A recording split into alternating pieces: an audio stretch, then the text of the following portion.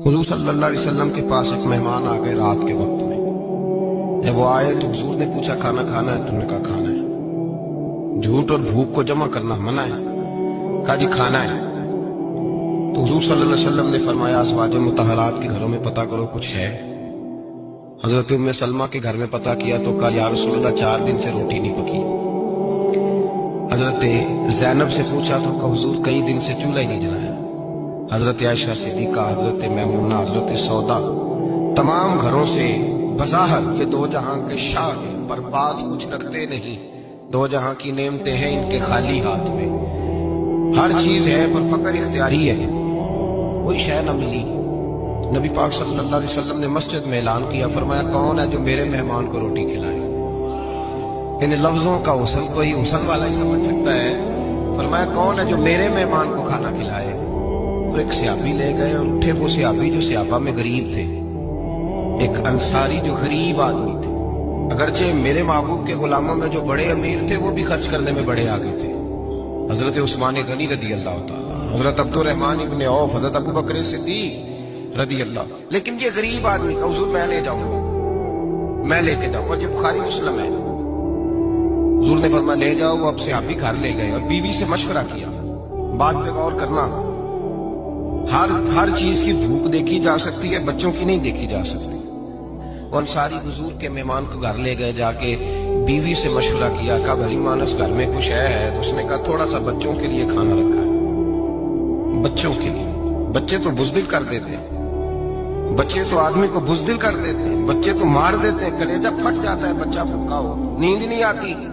اب صحابی اپنی بیوی سے کیا کہتے ہیں؟ کہتے ہیں بچوں کو بہلا کے سلا دے، اور رسول اللہ کے لیے نہیں، رسول اللہ کے مہمان کے لیے، بھائی نبی پاک کے لیے نہیں، حضور کے تجھ سے در در سے سگ اور سگ سے ہے مجھ کو نسبت، میری گردن میں بھی ہے دور کا پٹکا تیرا، تجھ سے در در سے سگ سگ سے ہے مجھ کو نسبت۔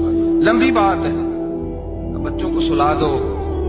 بی بی نے بچوں کو سلا دیا تو میاں بیوی کا مشورہ ہوا کہ مہمان کے ساتھ بیٹھ کے روٹی کھانا بھی سنت ہے۔ تو اب مہمان کے ساتھ بیٹھ کے کھانا بھی ہے تو کھانا ہے ایک دو آدمی کا۔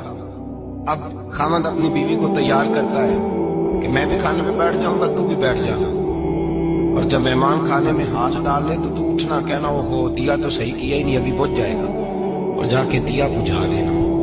ہم ہاتھ ہلاتے رہیں گے، مہمان روٹی کھاتا رہے گا۔ اور یار اس درد کو، اس کیف کو سمجھو، گھر میں بچے بھی بھوکے، بچوں کی ماں بھی بھوکی، بچوں کا باپ بھی بھوکا، دسترخوان پہ روٹی لگ گئی، روٹیاں چون ڈالی، بی بی اٹھی کہنے لگی او ہو چراغ تو صحیح کیا ہی نہیں، یہ تو پچ جائے گا۔ حوصلے مند بی بی جس نے بچے بھوکے سلا دیے، وہ بھوکے سوئے ہوئے بچوں کی بھوکی اماں اٹھی اور اپنے خامند کی تابع داری میں اٹھی، میں گڈی تے ہاتھ ڈور سجن دے، وہ جنج رکھے کونج رہنا ہے، اٹھی اور اس نے نہ دیا ٹھیک کرنے کے بہانے بجھا دیا۔ مہمان روٹی کھاتا رہا اور رسول اللہ کے نوکر قربانی دیتے رہے، وہ روٹی کھا کے سیر ہو کے بستر بچھایا تو سو گیا۔ یہ میاں بیوی ساری رات بچوں کی طرف دیکھتے رہے اور غور کرتے رہے اور راضی رہے کہ ہم نے حضور کا فریضہ نبھایا ہے۔ قربان جاؤں محبوب پہ، بے خبر ہو جو غلاموں سے، وہ آقا کیا ہے۔